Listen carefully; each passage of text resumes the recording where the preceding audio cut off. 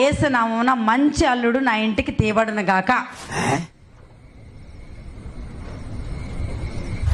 అని ప్రార్థన చేసుకోవడం జరిగింది. మంచి పాస్టర్ గారిని దేవుడు నాకు అల్లునిగా ఇచ్చిండండి.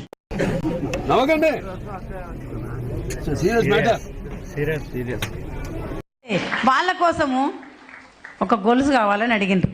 1 తులం గొలుసు పెట్టచ్చు కదా మీ అల్లునికి. ప్రార్థన చేసిన ఎందుకంటే పరలోక బంగారం అంతా మనదే. ఏంటి బాబన్నా ఇంకోసారి పరలోక బంగారం అంతా మనదే. పిచ్చోళ్ళ గురించి వెంటనే కానీ లైవ్ లో ఇదే చూడటం.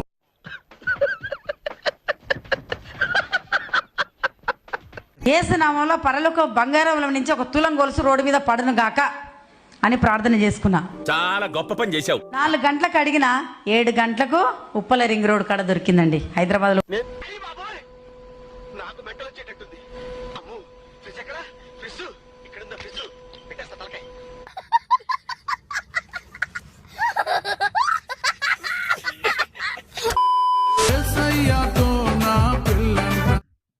ఇదేంట్రా అయితే? అరే నీ అబ్బా జఫా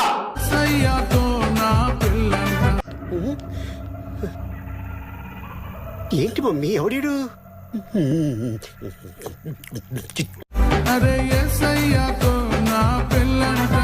అయ్యి బాబోయ్ పిచ్చి బాగా ముదిరిపోయిందిరా మీకు. మధ్యాకాశాన మేఘాల పైన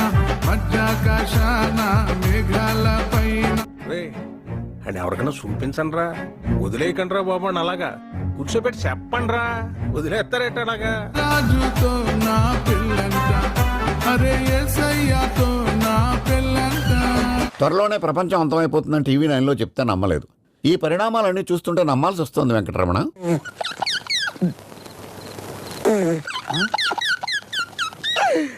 ఆపుకోలేకపోతున్నాను రా. నా గుడ్లు బయటకు వచ్చి చచ్చిపోయానండి. అక్కడ చచ్చిపోయాను, పడిపోయాను. దేవుడు వచ్చారు, రామ్మా తీసుకెళ్తున్నా, పైకి వెళ్ళిపోదాం అన్నారు. ఏమిటండి మీరు మాట్లాడేది? రామ్మా తీసుకెళ్తున్నా, పైకి వెళ్ళిపోదాం అన్నారు.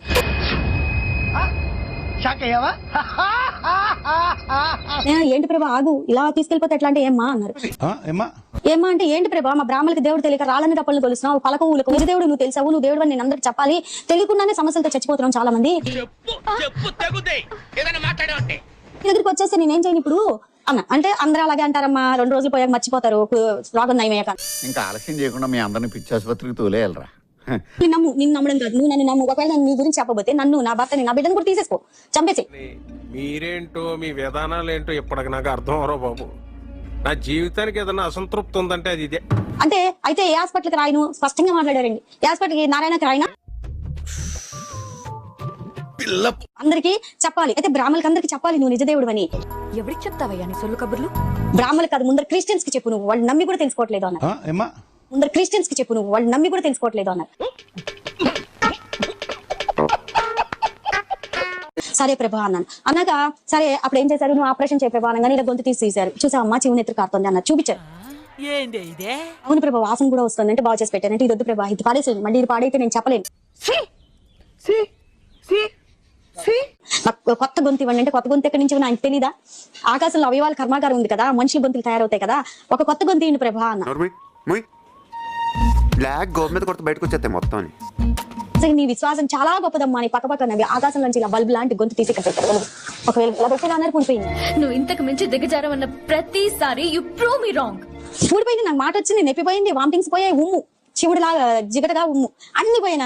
అవును ఇందాకేదో వాగేవే, కొంచెం క్లియర్ గా చెప్పు. అదే ఊడిపోయింది, నాకు మాట వచ్చింది, నొప్పిపోయింది, వామిటింగ్స్ పోయాయి, ఉమ్ము శివుడు లాగా జిగటగా ఉమ్ము అన్ని పోయినా. చెప్తాడు వెళ్ళిపోతాడు అర్థం లేకుండా. ఎప్పుడు చూసినా ఏదో సో చెప్తే ఎవడు వింటాడు? ఎదవో సోదా.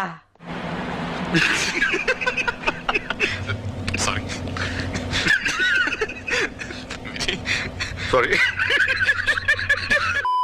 నాకు ఇంతకు ముందు చాలా మలబద్ధకం ఉండే. శామ్ ఆల్ట్మ్యాన్ చాట్ జీపీటీని కనుక్కున్నారు, ఇలాన్ మస్క్ గ్రోక్ కనుక్కున్నారు.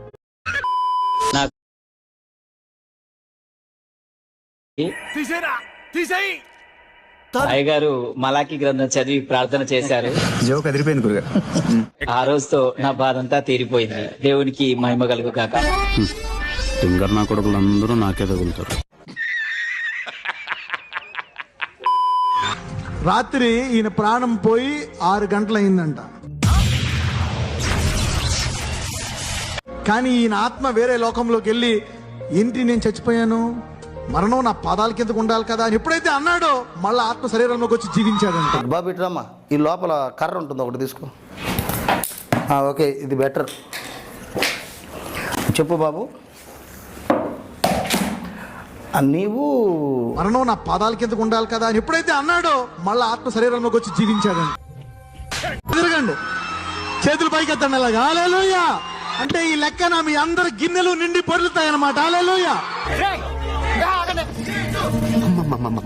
పిచ్చి పీక్స్ కిలిపోయింది భయ మీ అందరికి. 2.5 గంటల టైంలో నేనేం చేస్తాను, పడుకుని ఉన్నప్పుడు నా ఆత్మ చేసిన ఒక దోత వచ్చి నా ఆత్మ తీసుకెళ్ళిపోతుంది.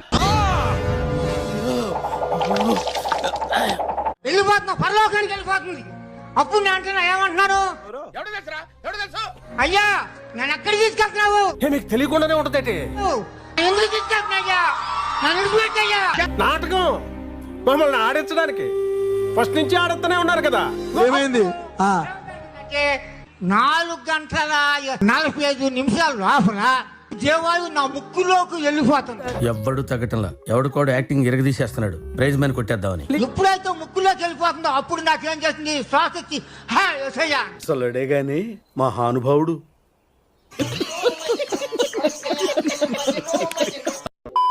మరి ఇప్పుడు మా ఇంట్లో ఒక ఆమె ఉంది. ప్రతిసారి దీనింటి ఏమిట్రా? ఆమెకు ప్రార్థన చేస్తే ఆమె కడుపులోకి వెళ్ళి 680 రాళ్ళు బయటికి రావడం జరిగింది. అగరబత్తి ఏం కాదు, నిన్నెవడు అడిగాడు? ఒక్కొక్క రాయి ఇంత పెద్ద రాళ్ళు, ఒక్కొక్క రాయి ఇంత పెద్ద రాళ్ళు. ఈ మాట ఎక్కడైనా చెప్పుకో, అలాగే నమ్మితే కర్మ. ఎందుకంటే ఎందుకు? అఘోర మంత్రంతో చేతబడి చేసి అక్కడ బొమ్మకు పెడితే, బొమ్మకు పెట్టిన రాయి ఈమె ఒంట్లో నుంచి యూరిన్ వచ్చే జాగాల నుంచి బయట పడడం జరిగింది. నాతో చెప్తే చెప్పావు కానీ ఇంకెవరితో చెప్పకు, ఎవరు నమ్మరు. ఎందుకంటే మంత్రశక్తి కంటే దైవశక్తి చాలా గొప్ప. వచ్చింద్రా ఈ విడికి మాత్రం వేదాలు సైతాన్ వల్లిస్తుంది అంటే ఏమిటి? ఏమంటే ఆరాలు తీయకూడదు, వినూరుకోవాలి.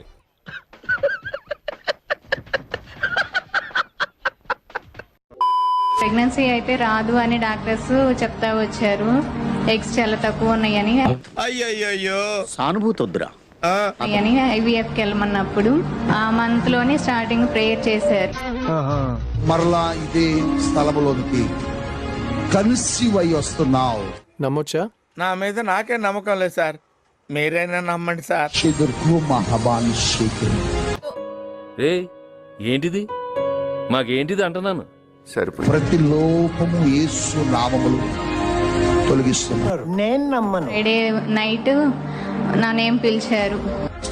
అనురాధ అనురాధ రామచంద్ర ఈడు ఓరాక్షన్ భరించలేకపోతున్నాను రా. నీ గర్భాన్ని దేవుడు తాకుతున్నాడు ఈ రాత్రి. ఇంకా బేబీ బాయ్ గాడ్ నాకు ఇచ్చాడు. Mind blowing and believable. అమ్మ బాబాయ్, అయ్యి బాబాయ్.